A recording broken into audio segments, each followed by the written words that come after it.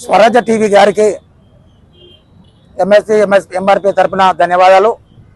ఈరోజు బిఆర్ అంబేద్కర్ గారి వర్ధంతిని ప్రపంచవ్యాప్తంగా జరుపుకోవడం జరుగుతుంది। అందులో భాగంగా హన్మకొండ జిల్లా కేంద్రం హన్మకొండ విగ్రహం ఆవరణలో ఈరోజు అంబేద్కర్ గారికి పూలమాల వేసి నివాళులర్పించి ఘనంగా నిర్వహించడం జరిగింది। ముఖ్యంగా బిఆర్ అంబేద్కర్ గారు రాజ్యాంగాన్ని రచించి ఆ రాజ్యాంగంలో పొందుపరిచిన రిజర్వేషన్లు ఉండడం వల్లనే ఈరోజు ఎస్సీ ఎస్టీలకు బీసీలకు విద్యా ఉద్యోగ సంక్షేమ రాజకీయ రంగాల్లో అవకాశాలు వచ్చినాయి।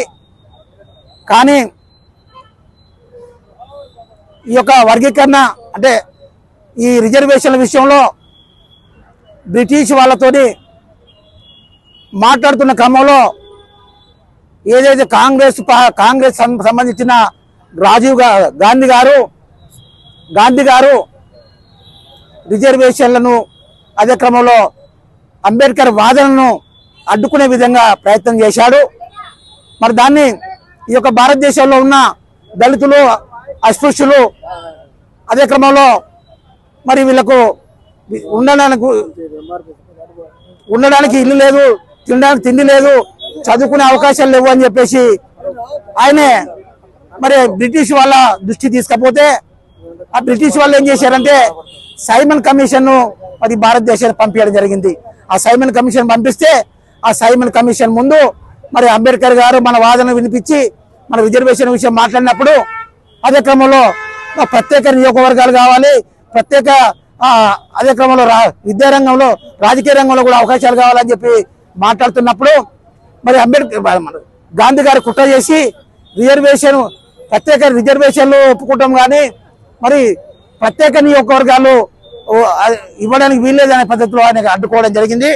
మరి గౌరవ అంబేద్కర్ గారు కమ్యూనల్ అవార్డు ప్రత్యేకంగా ఎస్సీలకు రిజర్వేషన్లు ఉండాలి, ఎస్సీలకు ప్రత్యేక నియోజకవర్గాలు ఉండాలి, ఎస్సీలకు అదే క్రమంలో ఎమ్మెల్యే అవకాశాలు ఇవ్వాలి, అదే క్రమంలో మంత్రుల అవకాశాలు ఇవ్వాలి, అదే క్రమంలో విద్యా ఉద్యోగ అన్ని అవకాశాలు ఇవ్వాలని చెప్పేసి మరి సైమన్ కమిషన్ ముందు చెప్పడం జరిగింది। ఆ తర్వాత కమ్యూనల్ అవార్డు విషయానికి వస్తే అంటే అంబేద్కర్ పేరుతో కమ్యూనల్ అవార్డు మరి రాజకీయ రంగంలో రిజర్వేషన్లు అమలైతే మరి మా యొక్క ఉనికి పోతుందని చెప్పేసి గాంధీ కుట్ర చేసి పూనా ఒప్పందం ఏదైతుందో అదే ఎడవల్ల జైల్లో ఆమరణ దీక్ష కూర్చొని కమ్యూనల్ అవార్డును రద్దు చేయాలని చెప్పేసి మరి ఆయన మాట్లాడడం జరిగింది, ఆయన ఆమరణ దీక్ష చేయడం జరిగింది। దాన్ని వ్యతిరేకిస్తూ మరి ఈ యొక్క కమ్యూనల్ అవార్డును వ్యతిరేకిస్తూ ఎడవల్ల జైల్లో గాంధీ గారు ఆమరణ కూర్చుంటే అప్పుడు గాంధీ వర్గీయులంతా కలిసి కాంగ్రెస్ సంబంధించిన వాళ్ళంతా కలిసి అంబేద్కర్ను మరి నువ్వు కనుక కమ్యూనల్ అవార్డు విరమించుకోకుంటే ఆయన దీక్ష కొనసాగితే మరి గాంధీ చనిపోయే పరిస్థితి ఉంటది కాబట్టి ఆయనకి ఏమైనా ప్రాణహాని జరిగితే అంబేద్కర్ మరి నిన్ను కూడా చంపేస్తామనే పద్ధతిలో వాళ్ళు మాట్లాడిన పరిస్థితి। వాళ్ళు అంబేద్కర్ గారిని మరి గాంధీ సంబంధించిన వాళ్ళు మీటింగ్ పెట్టి నువ్వు అసలు నీ ఉద్దేశం ఏంది, గాంధీ గారు ఆమరణ కూర్చుంటే దీక్ష చేస్తుంటే మరి నువ్వు పట్టించుకోవట్లేదు, నువ్వు విరమించుకోవట్లేదు అని చెప్పేసి మీటింగ్ లో మాట్లాడు అంటే ఆ మీటింగ్ లో కూడా మీరు నన్ను చంపినా పర్లేదు కానీ రిజర్వేషన్లు వదిలిపెట్టా అని చెప్పేసి మాట్లాడిన వ్యక్తి బిఆర్ అంబేద్కర్ గారు ఆ రోజు కనుక గాంధీ వర్గీయులు పెట్టిన మీటింగ్ వెళ్ళి ఒకవేళ నేను విరమించుకుంటా అంటే అది మాకు అవకాశాలు వచ్చేది కాదు।